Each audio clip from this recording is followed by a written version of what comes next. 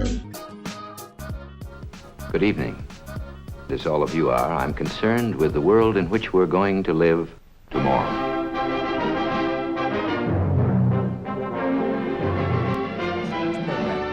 But given the complicated nature of this topic, we thought it might be nice to change it up and just have two guests for what we hope will be an edifying debate on perhaps the most perplexing topic of our day, climate change issues. And we'll start right now with our first clip, just to set up our first question, and then we'll participate in the debate right after that. So, control room, if you would, roll the first clip. In the last decade, the Earth's temperature rose roughly a third of a degree Fahrenheit. Since 1880, it's risen about 1.5 degrees. You might say the Earth's running a fever, and scientists predict it's going to get much worse. Already, we can tally the signs. Global sea level rose by over an inch during the decade, almost twice as fast as the average during the 20th century. Arctic summer sea ice declined by over 300,000 square miles, enough ice to cover the states of Texas and Kentucky. The vast majority of climate scientists say evidence for human-caused warming is clear. But less understood is exactly how this warming will change the complex interactions between our planet's land, water, sky, and the living organisms that inhabit our world. Okay, gentlemen, let's deal with the first issue, which is just how hot is it and why? Richard, I want to go to you first on this if I can. NASA's report says that from January 2000 to December 2009, it was the warmest decade on record. An increase in temperature from the late 70s through the 90s, and that brought one to a high point in the record. Remember, we're talking about tenths of a degree here. We're not talking about anything very large. And so you reached a high point in the record in the 90s, and it's done nothing since then. At least not statistically significant, because each of these points has a fairly large error bar. And so it's been flat since then. And that's completely consistent with the statement that the last decade is the warmest in the record. It just, there's been no trend in it. Now, you could argue maybe trends should be done over longer periods, but then it should be longer than 30 years also. So, you know, we're turning normal variations into the ancient notion of an omen. We're scanning this small residue for small changes and speaking of them as though they were ominous signs of something or other. Hadi, do you find that explanation persuasive? Oh, it's an accurate explanation. I think the problem we face is that it's a very complicated process leading to global average temperatures, and to measure the anomaly on these small amounts and then to try and proclaim doom and gloom over the long term is oversimplifying the challenge. I don't know, for example, how much of the stability over the last decade has to do with the huge amount of aerosols being generated in the newly industrialized Far East, being part of the nature of the communication to the general public, about which I'm perhaps not as happy as I could be, because I do think there is public policy to be initiated, but not perhaps using the kind of evidence that the NASA clip you just used would rely on. But do you accept Richard's position that, you know, little can in fact be discerned from the fact that this is the hottest decade on record, and he certainly sounds much less perturbed about that than most of the climate change scientists who say we're going to hell in a handcart are saying? Well, I mean, the question is whether the hottest decade on record is a harbinger of hotter decades in the future. And what Richard is saying is that, if I don't misunderstand him, is that there is, you know, our predictive ability depends on our ability to be able to discern the anthropogenic processes and the natural processes. And if the natural processes have the upper hand, then most of what we plan in the normal course of policy would not be very effective. Okay, in which case, let me follow up with Richard on that one. In 2009, Richard, you wrote that, quote, there has been no statistically significant net global warming for the last 14 years. So that's going back to the year 1995. Yep.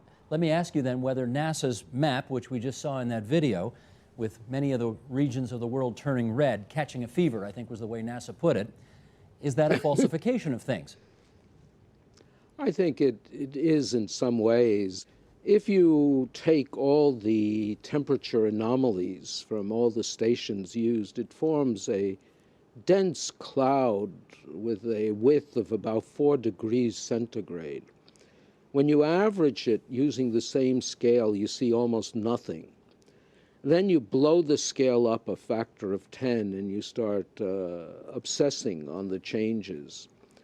But, you know, Hadi was mentioning aerosols, and we could come back to that because that's a huge unknown, and it's a standard fudge factor in the models.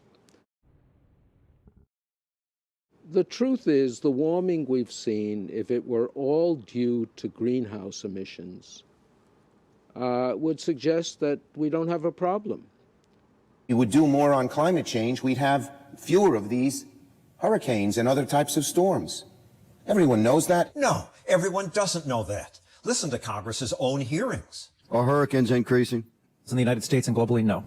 Are tornadoes increasing? There's no evidence to suggest that they've been increased. Are droughts increasing? According to the EPA and according to the IPCC, the answer is no. You wouldn't know that watching CNN. There will be irreversible damage to the planet. The media do hype every I scale. wish you could go to Greenland, watch these huge chunks of ice just falling into the ocean, raising the sea levels. And you don't know whether or not that would have happened with or without man. You don't know. Well, you're scientists at No, NOAA we have and NASA. scientists that disagree with that. You know, I was thinking, what if he said, no, I've seen the hurricane situations, I've changed my mind. There really is climate change. And I thought, wow, what an impact. Are hurricanes increasing? In the United States and globally, no. They say that we had hurricanes that were far worse than what we just had with Michael. Who says that? They say. Founder of the Weather Channel, winner of the American Meteorological Society's Award for Broadcast Meteorologist of the Year, and he has spent more than 60 years reporting on the weather. Media has told the nation over and over again, day after day, for 20 years, that the oceans are rising. We're all going to die of a heat wave. Ever since Al Gore made it a plank of the Democratic Party. And soon the Weather Channel will be canceled altogether. They will push it out of existence since you've taken this position. The data say that carbon dioxide was proven to be a greenhouse gas in the 1957 paper by Roger Revelle. The EPA says it's a greenhouse gas. The scientific community has accepted that it's a greenhouse gas, and that the amount of carbon dioxide in the atmosphere has gone up since 1958. Well, there are 9,000 PhDs and 31 scientists who have signed a petition that says it is not a significant greenhouse gas. Oh, it's a teeny, itsy-bitsy greenhouse gas, but it's not in any way significant. And we are sure of it. It's not like something I made up. And Roger Revelle, the great scientist who wrote that paper back in 1957 with Hans Suess, changed his mind a decade later and said, wait a minute, I think we were wrong. Don't anybody panic. I don't think there's any global warming. And that's when Al Gore said he was senile. Let's remind the audience of what Al Gore said. Roger Revelle taught it to him. He got a D, and yet he has made $1 billion off of climate change. So Shame on you, stand by, because I want to play Al Gore. Drop off in the amount and extent and thickness of the Arctic ice cap. It has diminished by 40% in 40 years.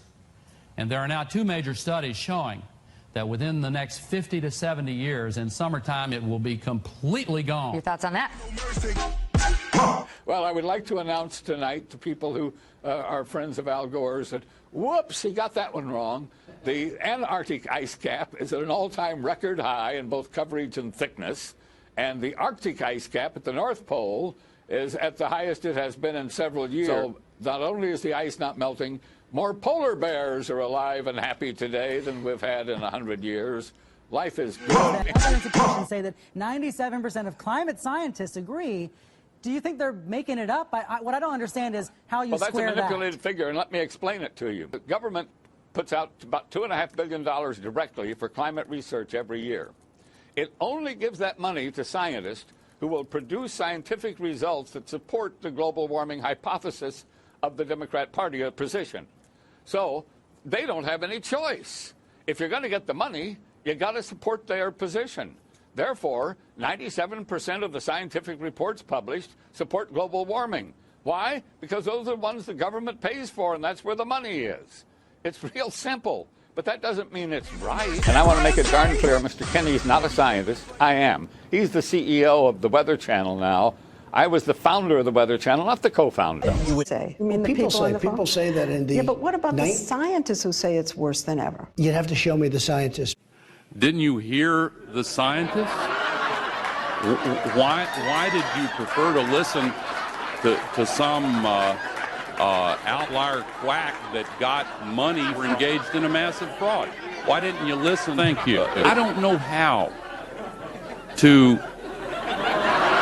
I don't know how to say it. I wish I could find the words to get past the partisan divide that both sides have contributed to. But I really wish I could find the words. How to say it? I wish I could find the words to get past the partisan divide that both sides have contributed to. The theory of global warming was proposed by a philosopher named Karl Marx. Brian Stutzman, a former meteorologist, states that Marx created this theory to crush capitalism, the United States' economic structure. Marx wanted people to believe that it is capitalism that is causing a global catastrophe. According to Stutzman, the name started out as global cooling, and then to global warming, back to global cooling, then back to global warming, until they changed it to climate change, as previously mentioned. Climate change, as well as being a hoax to scare people into believing that the Earth is warming, is a way for people to gain money in Earth-friendly green corporations. Our government promotes and funds green energy programs under the guise of climate change. There are many other problems in the environment, like pollution, wasting of resources, and animal extinction. Mankind should help the environment, but we should not be deceived in order to do so. Thank you very much. Did you hear the name Bill Gates?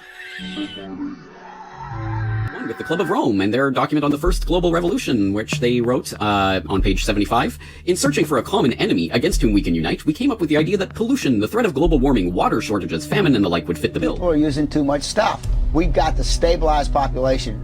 On a voluntary basis, everybody in the world's got to pledge not doing it will be catastrophic. Thing on the left, CO2, that you want to get to zero, and that's based on the number of people. Probably one of these numbers is going to have to get pretty near to zero. CO2 that you want to get to zero. Let's take a look at the photosynthesis. Find CO2 with both water pulled up from the roots and energy from the sunlight, and then turn them into glucose and oxygen as a byproduct.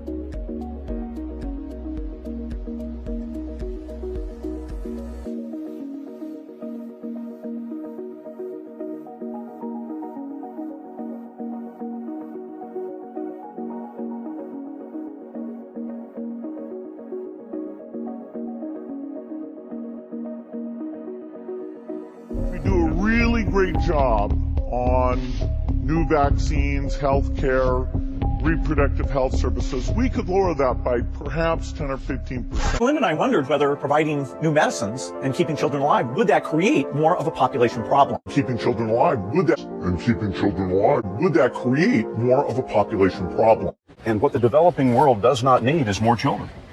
World does not need is more children. It's more children. And I think that was the biggest in the New World Order, when it's close to completion, for the average citizen, for people like you and me, is going to be essentially slavery. We're never going to be able to get ahead. They're creating essentially a two-class system. So it's going to be an inner ruling elite and then everyone else. And I got news for you. You're everyone else. And how important that we do it quickly. As everything we have and put it into changing the energy system over. And not just here in the United States, but all over the world. It's going to be the biggest business project in the history of the world. Fortunes, billions of dollars are going to be made. We're going to have clean air. We're going to have so many benefits from it. It's not going to cost us anything. Once we get going with it, it's not going to cost us anything. Only the people that don't understand it, they don't understand with it. It's not going to cost us anything. Only the people that don't understand. It's going to be an inner ruling elite and then everyone else. We have to mobilize the same way we did when we entered World War II in 19. Recovery from the pandemic is an opportunity. We can see rays of hope in the form of a vaccine. You don't want to go back to the status quo that you had before simply because it was the status quo that got us here. With everything falling apart, we can reshape the world in ways we couldn't before. Ways that better address so many of the challenges we face. And that's why so many are calling for a great reset. But we need enormous trust between the private sector and the public sector for this to actually work.